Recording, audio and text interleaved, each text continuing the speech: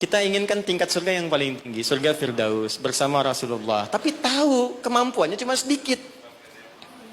Betul, ini lebih daripada Arab di zaman Nabi. Ada orang Arab di hadis Muslim, nomor hadis yang ke-14, jilid yang pertama. Jadi ada orang Arab Baduy datang pada Nabi begini. Dia ngerti tentang keadaan dirinya. Ya Rasulullah, alimni amalan basitan yudkhilnil jannah. Ya Rasulullah, ajarkan padaku amalan ringan-ringan aja. Yang penting bisa masuk surga. Yang penting ke surga katanya. Ya. Ini cerdas nih ya, modal dikit keuntungan pengen banyak kan. Dia pokoknya surga aja, dia tahu surga yang kelas biasa pun pasti luar biasa.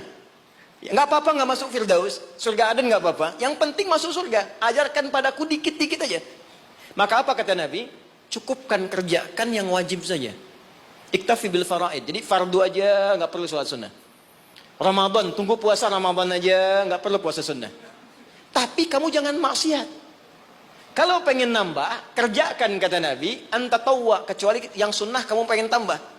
Kerjakan yang fardu, jangan maksiat, boleh nggak kerjakan sunnah pun masuk surga kamu. Fantalaqa, pergi orang itu lantas mengatakan pada Nabi, ya Rasulullah, aku komitmen kerjakan yang wajib, aku nggak akan kerjakan yang sunnah, dan aku jaga diri untuk tidak berbuat maksiat. Pergi orang itu, fantalaqa, hadis sahih. Ketika dia pergi, komentar Nabi, aflaha in sadaqa au dakhalal jannah. Kalau benar dengan komitmennya, masuk surga dia. Cuman yang perlu kita catat, dia tinggalnya di padang pasir. Di padang pasir mau maksiat apa? Kelihatan unta, itu pun jarang-jarang. Kadal gurun, yang dilihat cuma pasir. Unta nggak pakai baju ya memang begitu. Ya, kadal seksi ya memang nggak pakai pakaian. Dan nggak dosa. Sekarang kita tinggal di kota, tinggal di Jakarta, Videoton kelihatan tiap hari. Maksiat nampak depan mata, kedengaran di telinga, langkah pun kita nggak teratur. Terus pengen berlaku hal yang sama. Terus kita bandingkan lagi, dia mengukur diri, keadaan saya begini, yang penting dapat surga. Anda tahu dosa banyak, pengennya Firdaus. Lantas bagaimana kita meraihnya? Tapi rahmat Allah mengalahkan kadar logika manusia. Yang kadang-kadang ingin semua dijangkau rasional dalam hidupnya. Perhatikan rahmat Allah diturunkan. Diturunkanlah waktu-waktu yang istimewa, tempat-tempat yang istimewa, ada waktu, ada tempat, ada momentum yang istimewa yang diturunkan oleh Allah untuk mewujudkan harapan yang kita inginkan itu. Dengan turunnya waktu itu bisa menutup di antara keutamaannya dosa-dosa yang pernah dikumpulkan dalam masa kita hidup sampai di momentum yang kita rasakan. Jadi kalau kita kumpulkan dosanya cukup banyak, kita kerjakan amalan di waktu yang spesial itu, maka seketika dosa bisa digugurkan oleh Allah Subhanahu wa taala. Ada sifatnya waktu, ada tempat, ada peristiwa atau momentum. Di antara waktu yang mulia itu, yang saat Anda kerjakan amalannya bisa menggugurkan dosa, bahkan bisa merubah perilaku kita jadi lebih baik, adalah bulan Rajab. Saya ulangi, adalah bulan Rajab. Saking pentingnya bulan Rajab ini, Allah sampai menurunkan satu ayat untuk menyandingkan keutamaannya dengan bulan-bulan haram yang lain, serta Nabi sampai meminta kita untuk meningkatkan ibadah, dan bukan sekedar meminta, tapi Nabi sendiri meningkatkan ibadah di bulan ini sebagai pembuka kebaikan di bulan-bulan yang lainnya. Apa di antara keutamaannya? Ini yang coba saya urutkan dalam sisa waktu 10 menit ke depan. Dan apa yang bisa kita raih ketika kita mengerjakan itu? Oke. Satu, Rajab adalah pembuka semua bulan kebaikan. Saya tanya sebentar. Di antara sekian bulan, 1 tahun 12 bulan itu, ada bulan yang paling baik, namanya bulan apa? Ramadan. Situ ada puasa.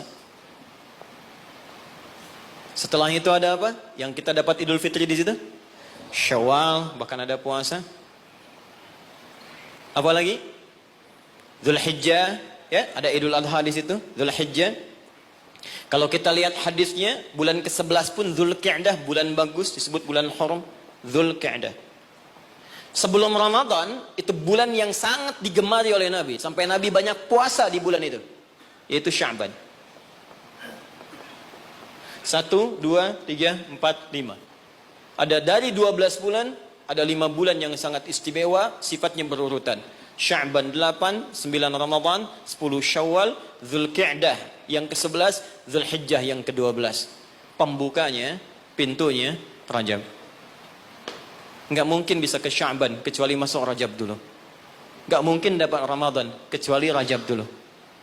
Karena itulah Nabi bahkan pernah mengatakan dalam beberapa kesempatan, diteruskan sampai kepada kita, hati-hati, amalan-amalan ini. Bahkan ada ulama yang mengatakan, kalaupun kita nggak dapat Ramadan, minimal Rajabnya dapat. Karena itu pintunya. Dan kita nggak tahu. Tadi saya mau ke sini, Pak, di jalan itu, saya dengar informasi, ada orang yang sudah pesan tiket dan paket lengkap untuk umrah di bulan Ramadan. Ya, jadi jauh-jauh hari pesan karena tahu akan padat situasinya. Lalu tahu apa yang terjadi? Ternyata harap-harap ingin ke Ramadan, masuk bulan Rajab, wafat semua orang itu. Semuanya. Ini sangat menarik ini. Baru tadi saya di jalan, ya dapat informasi, ada seorang syekh dari Timur Tengah dia ceramah, ada sekelompok orang berharap-harap dapat kemudian berangkat di Ramadan, tiba-tiba wafat dia di bulan Rajab. Sampai ulama ini mengatakan, kalau tak dapat Ramadannya, karena kita nggak tahu kapan pulang, minimal Rajabnya. Maka apa yang kita lakukan di bulan Rajab ini seperti Nabi pernah contohkan kepada kita. Maka mulai dengan kalimat yang pertama, turun Quran surah 9 ayat ke-36. Saking pentingnya bulan ini, ada ulama mengatakan karena bulannya penting dan istimewa, maka setiap muslim mesti mengetahui keistimewaannya. Saya khawatir begitu bulan ini berhenti, kita kehilangan keistimewaannya. Maka keutamaan yang pertama ada di Quran surah ke-9 ayat ke-36.